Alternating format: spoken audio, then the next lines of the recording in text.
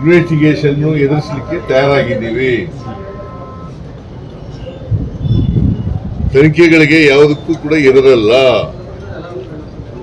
ಕಾನೂನು ರೀತಿಯ ಹೋರಾಟ ಮಾಡಲಿಕ್ಕೆ ತಯಾರಾಗಿದ್ದೀವಿ.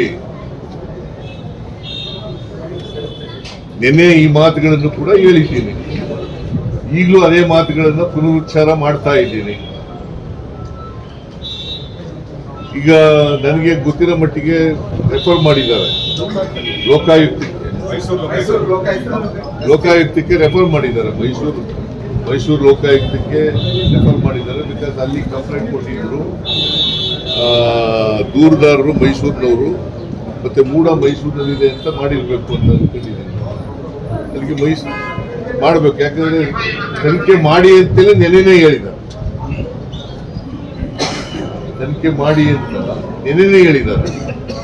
ಅದರ ಪ್ರಯುಕ್ತ ಈ ತನಿಖೆಯನ್ನ ಮಾಡಿದ್ದಾರೆ ಅಲ್ವಾ?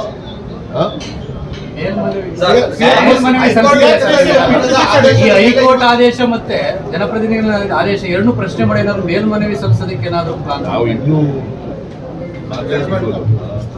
ಪೂರ್ಣ ಆದೇಶ ಸಿಕ್ಕಿದ ಮೇಲೆ ಅವೆಲ್ಲ ಮಾತಾಡೋದು.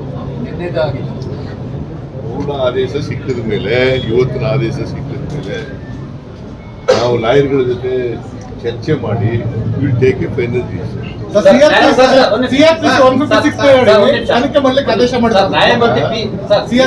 ಸರ್ಕಾರ ನ್ಯಾಯಮೂರ್ತಿ ಪಿ ದೇಸಾಯಿ ನೇತೃತ್ವದ ನ್ಯಾಯಾಂಗ ತನಿಖೆಯನ್ನು ಮಾಡ್ತಿದೆ. ಈ ತನಿಖೆಯನ್ನು ಮುಂದುವರಿಯುತ್ತೆ ಸರ್ ಇದು ನಡುವೆ?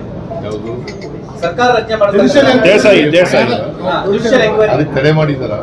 ಇಲ್ಲ ಸರ್, ಅದು ಮುಂದುವರಿಯುತ್ತೆ. ಮೂಡಕ್ಕೆ ಸಂಬಂಧಪಟ್ಟಂತೆ ಮುಂದುವರಿಯುತ್ತೆ. ಕಮಿಷನ್ ತಡೆ ಮಾಡಿಲ್ಲ, ನಾನು ನೋಡಿಲ್ಲ. ಅದಕ್ಕೆ ನಾನು ಹೇಳಪ್ಪ, ನಾನು ಹೇಳ್ತೀನಿ. ನಾನು ಸಂಪೂರ್ಣ ಪ್ರತಿಕ್ರಿಯೆ ಕೊಡಬೇಕಾದ್ರೆ ಆದೇಶ ಓದಿದ ಮೇಲೂ ಕೊಡೋದು, ಕ್ಯಾಶ್ ಪ್ಯಾಚ್ ಆಗಿ ಕೊಡಕ್ಕಾಗಲ್ಲ. ತನಿಖೆ ಬೇಡ, ಅಗತ್ಯತೆ ಇದೆಯಾ ಸರ್? ಈಗ ಕಮಿಷನ್ ಎನ್ಕ್ವೈರಿ ಆರ್ಡರ್ ಮಾಡ್ತಿರಲ್ಲ, ಅದು ಪ್ಯಾರಲಲ್ ಎನ್ಕ್ವೈರಿ ಆಗಲ್ಲ. ಲೋಕಾಯುಕ್ತರು ಮಾಡ್ಬೇಕಲ್ಲಪ್ಪ ತನಿಖೆನ, ಪ್ಯಾರಲಲ್ ಇಲ್ಲ. ಲೋಕಾಯುಕ್ತನೇ ತನಿಖೆ ಮಾಡಬೇಕು. ಅದನ್ನ ಸಂಪೂರ್ಣ ಆದೇಶ ಓದಿದ ಮೇಲೆ ನಾಳೆ ಬೆಳಿಗ್ಗೆ ರಿಯಾಕ್ಟ್ ಮಾಡಿ.